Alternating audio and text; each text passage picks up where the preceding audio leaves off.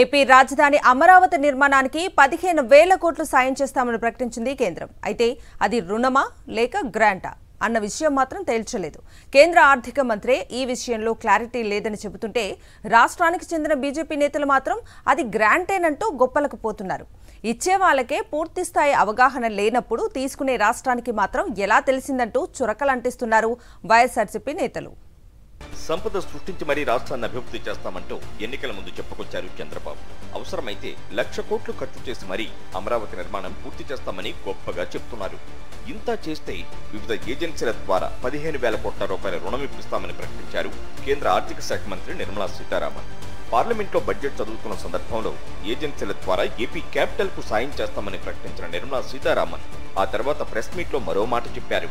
ఇది రుణమా గ్రాంటా అన్న విషయంలో క్లారిటీ లేదని, ఆంధ్రప్రదేశ్ ఆర్థిక పరిస్థితిని చూసిన తర్వాత ఆ విషయంలో నిర్ణయం తీసుకుంటామని చెప్పుకొచ్చారు. డెఫినెట్ గా వాళ్ళకి అసిస్టెన్స్ ఇవ్వాలి. ఇప్పుడు నేను చెప్పిన 15,000 కోట్లు వరల్డ్ బ్యాంక్ అసిస్టెన్స్ తోటి మేము వాళ్ళకి తెప్పిస్తున్నాం.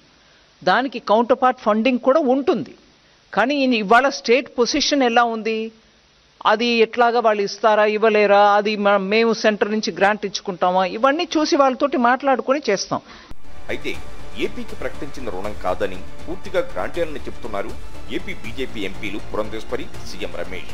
పునర్విభజన చట్టంలో భాగంగా కేంద్రం ఈ సాయం చేస్తోందని దాన్ని తిరిగి చెల్లించాల్సిన అవసరం లేదంటున్నారు.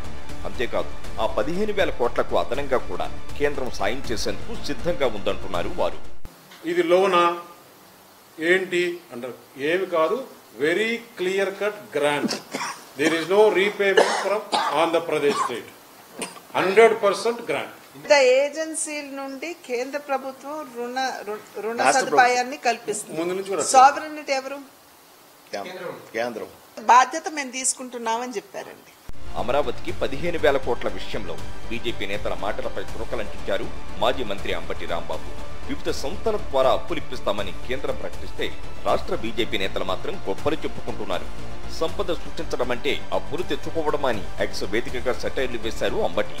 మొత్తంగా కేంద్ర బడ్జెట్ లో మరోసారి ఏపీకి ముండి చెయ్యే లభించింది. కూటమిలో ప్రధాన మిత్రపక్షంగా ఉన్న బీహార్ అనుకున్న మేర ప్యాకేజీ సాధించుకున్న ఏపీ ప్రభుత్వం మాత్రం ఈ విషయంలో విఫలమైంది.